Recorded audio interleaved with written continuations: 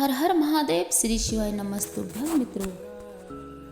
तो कहते हैं झाड़ू की बहुत अधिक महत्वता हो बताई गई है हमारे शास्त्रों में। तो कहते हैं झाड़ू को 3 जगहों पर नहीं रखना चाहिए। जिस कमरे में पति पत्नी दोनों सोते हो वहाँ झाड़ू नहीं रखा जाता है। वहाँ झाड़ू कभी भी मत रखना, क्योंकि पति पत्नी में कलेश बना ही रहेगा, आपस में प्रेम स्नेह नहीं रहता है। और दूसरा स्थान है जिस कक्ष में, जिस हॉल में कोई मेहमान या कोई भी लोग आकर बैठते हो और वहाँ पर पलंग लगा हो या सोफ़ा लगा हो, तो उस सोफे के नीचे झाड़ू नहीं रखा जाता है। इससे सास और बहू का संबंध अच्छा नहीं रहता है, विवाद होता ही रहता है। और तीसरा स्थान है अन्नपूर्णा का। तो अन्नपूर्णा का स्थान यानी जहाँ पर भोजन बनाते हैं, रसोई घर में झाड़ू नहीं होना चाहिए। कारण बच्चों में क्रोध आएगा, चिड़चिड़ापन होगा और बेटा और बेटी आप कहीं पर करना चाह रहे हैं तो वे बेटा बेटी कहीं गलत जगह पर अपना संबंध खुद कर लेंगे। इसीलिए कहा जाता है कि इन 3 स्थानों पर झाड़ू नहीं रखा जाता है।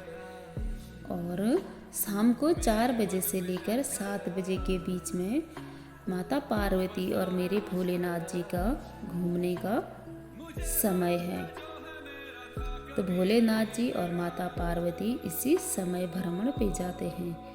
तो मेरे महादेव और माता पार्वती कहते हैं, हमारे धर्मों में कहा गया है शाम के समय घर में झाड़ू नहीं लगाना चाहिए।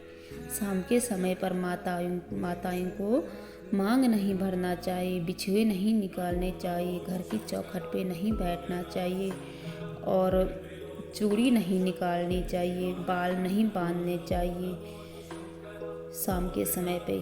तो एक दिन माता पार्वती ने भोलेनाथ जी से यह कहा था कि तुम मुझे शाम के समय प्रदोष काल में हमेशा भ्रमण के लिए ले जाते हो, तो मेरे लिए क्या आज्ञा है महादेव। तो शंकर जी ने कहा, सुनो पार्वती, मंदिर के अंदर नंदी रहता है। जाने वाला यात्री जब मंदिर में मेरा दर्शन करने के लिए आता है तो नंदी के कानों में अपने मन की बात कहकर जाता है।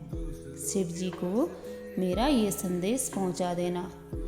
तो मैं नंदी के अनुसार उनके घर जाता हूँ और मेरा काम है उनका कल्याण करना। और तेरा काम है पार्वती, उनके घर के नारी के सौभाग्य को सौभाग्यवान रखना, अटल रखना। तो माता पार्वती का काम है नारी के सौभाग्य को अटल रखना। तो माता पार्वती ने कहा, अखंड सौभाग्यवती का वर तो मैं दे दूंगी महादेव, पर अगर उस समय पर कोई माताएं चूड़ी बदल रही होगी, अगर हाथ में चूड़ी निकाल रही होगी, तो मैं वर कैसे दूं। मांग में सिंदूर भर रही होगी या झाड़ू लगा रही होगी या घर की चौखट पे बैठ रही होगी, तो मैं ऐसे में अखंड सौभाग्यवती का वर कैसे दूं महाराज। तो इसीलिए कहते हैं शाम का जो समय होता है वो प्रदोष काल का जो समय है वो मेरे माँ पार्वती और मेरे शंकर जी की आराधना का होता है। इसी समय पर मेरे भोलेनाथ और मेरी माता पार्वती का जो मन से आराधना करता है उनकी मनोकामना मेरे भोलेनाथ अवश्य पूरी करते हैं। जय शिव शंभू, हर हर महादेव, श्री शिवाय नमस्तुभ्यं। भोलेनाथ आप सबकी मनोकामनाएं पूर्ण करें। जय भोले, जय शंभू, हर हर महादेव।